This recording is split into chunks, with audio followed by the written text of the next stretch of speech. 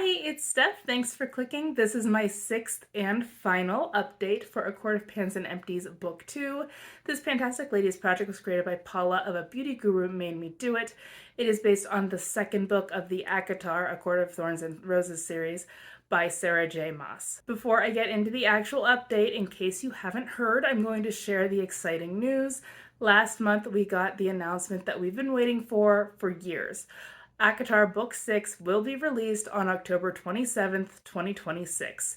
We do not have a title yet, we don't know what the cover looks like, and we do not know whose point of view the story will be told from. When she was asked, Sarah J. Maas said that revealing the point of view would be revealing too much information, which is interesting.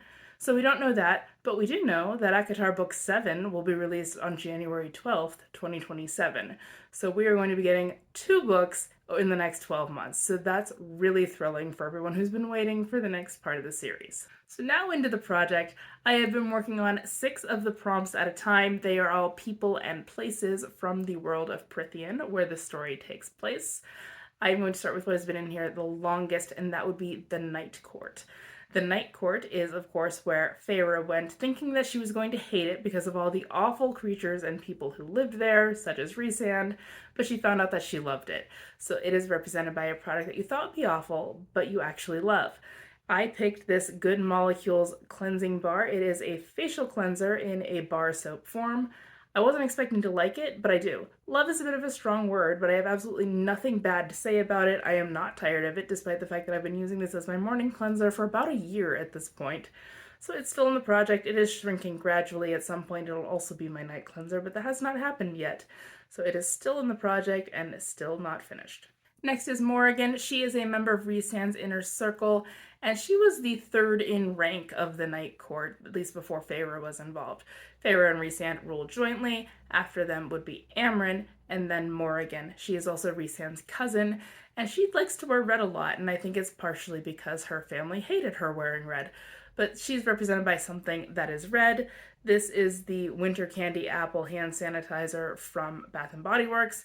Or at least it was. It was red, but it's all gone now. I finished it earlier today. So this is an empty, and Morrigan is a rollout. I don't really think I need scented hand sanitizers. They still smell like alcohol, like their perfume, but the alcohol scent is not gone. It works fine, so I don't hate it, but I'm glad it's gone. I still have others that Santa also put in my stocking. Next is Ianthe, and she is a manipulative little witch. So she is represented by a product from Too Faced, since she herself is Too Faced. This is the Too Faced Better Than Sex mascara, a mini of it. My goal is to finish this, and I haven't started yet because the mascara that I'm currently using just keeps going and going, even though I am honestly not a fan of the one that I'm currently using. So this is still in the project untouched, so Ianthe's still around as much as we don't like her. Next is Caradwyn and Nuala. They are a prompt combined. They are twins, and we really only ever see them together. They don't have distinct personalities to us as readers as of this point. Maybe we'll get to know them better in the future, but they serve as both handmaidens and spies. Since they are handmaidens and their responsibilities include making sure that the inner circle, Feyre predominantly, stays clothed and bathed, they are represented by a body wash or a body lotion. This is the Ahava Dead Sea Water Mineral Shower Gel. My goal is to finish it for the twins. That's where we were last time, and now we are all the way down there. So I think this is going to be done for the finale. It's okay. I think it's drastically overpriced. The scent is fine, but not a favorite. It's also kind of weak as compared to Bath & Body Works scents. This also doesn't lather as well as most body washes that I've used, so can't say I'm a fan, to be honest, but I have it, so I'll use it. I will not be buying more. The next prompt was actually a book 1 prompt that I never got to for the book 1 project, so I brought it into book 2 when it came up on my Tiny Decisions wheel. That is romantasy. Romantasy is the genre that ACOTAR falls into, a combination of romance and fantasy, and that is a product that you are addicted to. I'm kind of addicted to a foot bath that I got not last Christmas, but the Christmas before. I was actually just using it earlier. I did not use this product earlier because I used it a couple of weeks ago, so it was already gone. This is the Voesh Petty in a box in the scent Eucalyptus Energy Burst. There were 4 parts to this, but it's a single-use item. So there's the foot soak, there's a mud mask that you put on your feet and legs, there's a scrub, and then a lotion. But I used all 4 parts at once about 2 or 3 weeks ago, so this is gone. It was nice. I used it while I had a cold, so the eucalyptus was helpful, though it wasn't that strongly scented. I would have appreciated if it was stronger, but maybe that's because I couldn't smell things very well with being congested.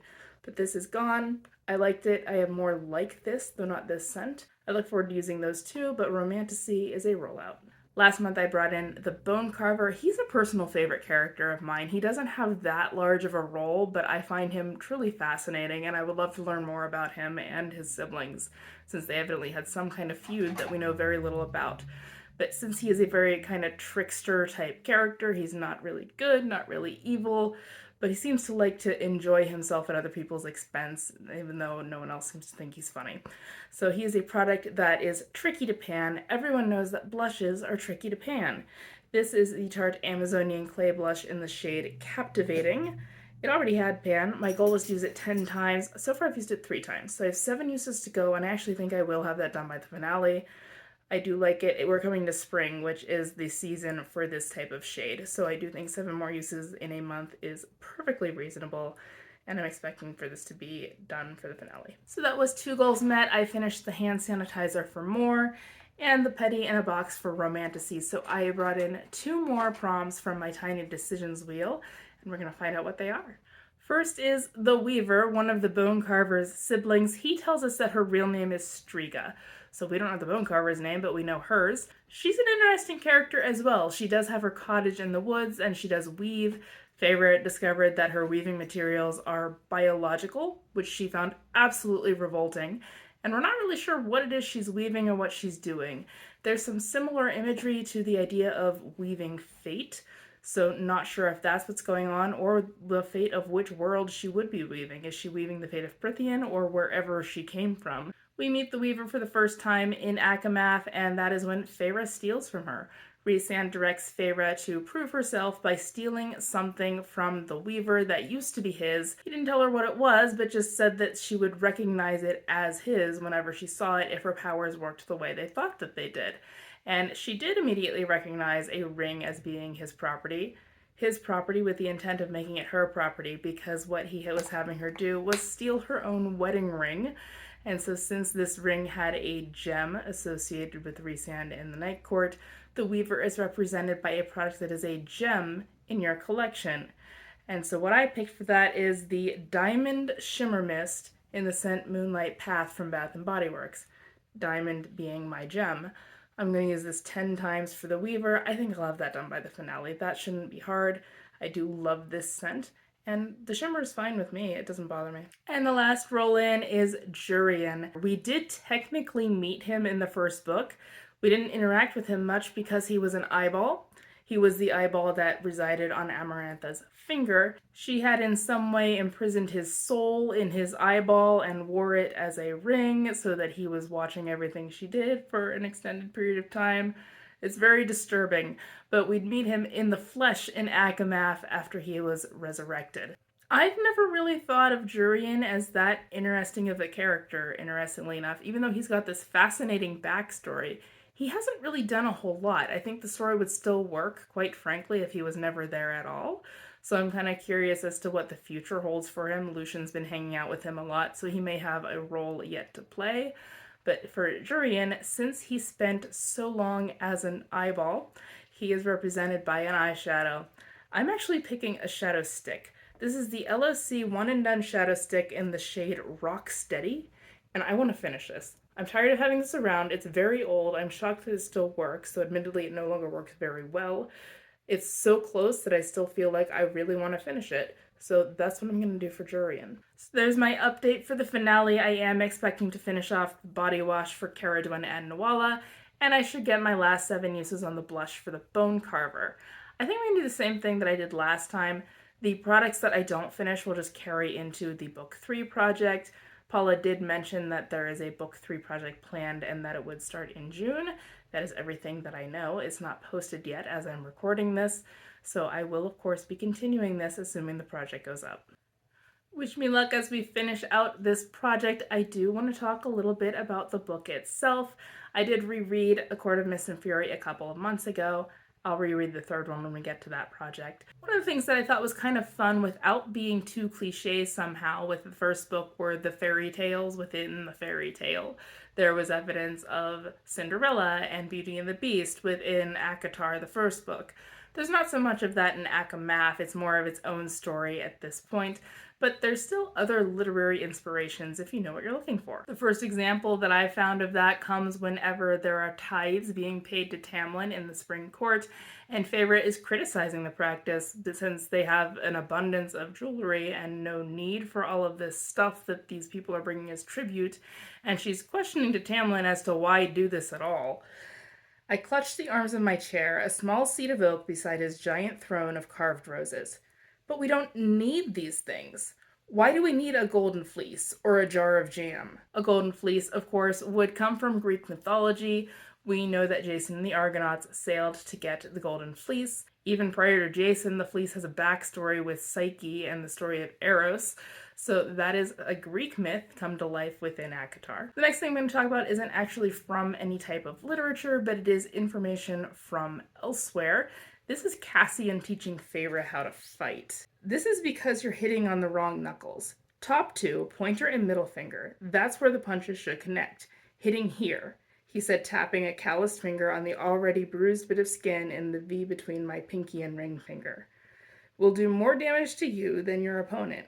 You're lucky the adder didn't want to get into a fist fight. Cassian is correct. You are not immune to injury if you punch with the correct knuckles.